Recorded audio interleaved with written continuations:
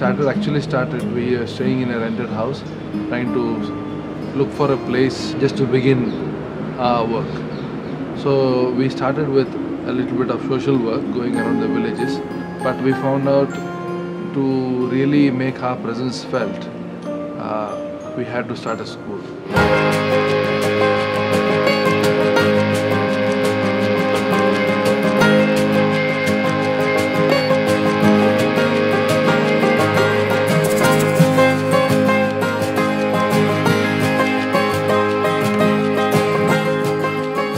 While providing the latest educational facilities, we also make sure that they also get opportunities to develop their talents in other things like cultural, artistic, sports, games, etc. We have 2 basketball courts, the modern type of basketball courts where children can play. We have football court, and we also give importance to cultural events where many of the children will be participating and showing their talents in dancing and singing. When we said, okay, we'd like to bring in a little more technology to raise the standard of the whole place, not just our school, but also be a forerunner in this aspect. One such system is actually the Smart Class education program here, where through media or electronic media, they can also get better education. This audio-visual, we have noticed that gets into the mind much faster, remains in the mind much longer than just the lecture method. So we said, okay, whatever the cost may be, let us go into this. Some people criticize why you want to have such facilities, why such basketball courts, etc. Those facilities are required, so there's a demand. Because of the facilities available, modern technology, everything satisfying the needs of the people who are middle class and well-to-do. We also would like to get some income from that and make use of the resources also for the poor, the education of the poor. So it's a sort of sharing, rich sharing in an indirect way, and we facilitate that. In whatever program we have done, there's a common understanding that Don Bosco people are not just for one sector of the community, but for everybody.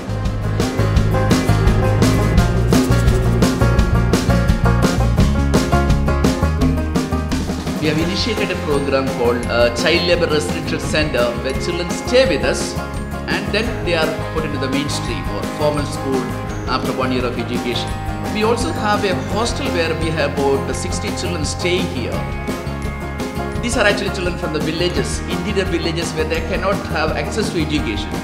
So they stay with us and they go to the nearby schools where they have the possibility of good education.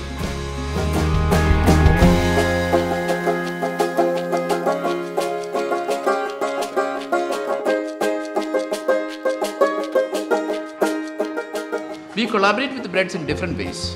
We also have a supplementary education in different villages where after the class hours, children come to our supplementary education centers and our teachers are there so that they can have a better education facility. As we're doing the youth empowerment and child empowerment and very much involved in the education of the people around, we said they need technology. We could bring this kind of knowledge to them. Why don't you take the computers to their villages? When the issue of power came, energy, we like to make ourselves a model again. We said, why don't you go for solar energy?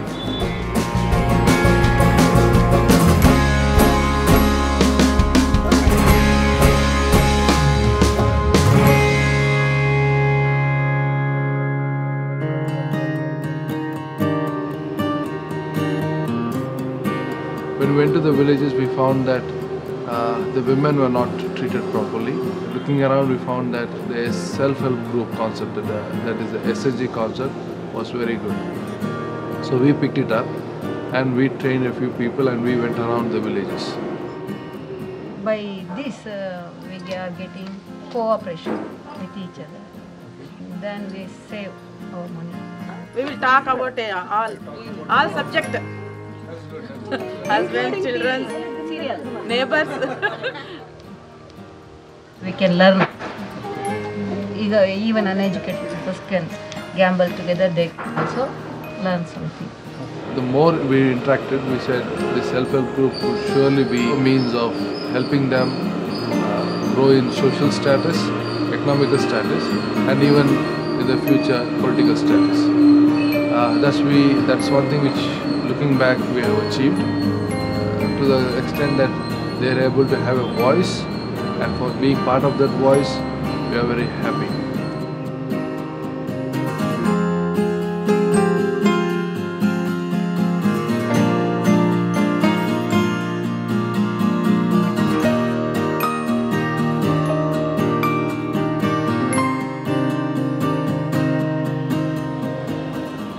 Look at the whole design of the church. It looks more like a temple. A temple would mean anybody can go in India. It is not just one model of a temple, but it has tried to integrate the whole Indian religious ethos. Even when you look at the back of the church, behind the altar, you will see Jesus in the form of a guru. We don't have pews in the church just to represent this idea that we need to sit at the feet of the guru and listen to his teachings. If this place has grown, it is just because of this fact that we accepted them as they are, as God's children, and they see us as people who are committed to a cause. It's a cause of education, it's a cause of society and to the development of the community. Of course, in these last 15 years, it has grown very much in totality, whether it's the social work or the school, and it's good to see that it is not just we have grown, it's the whole people have grown around us. So it is not like the institution grew maybe structure after structure, but it's also nice to see people have grown from one stage to the other.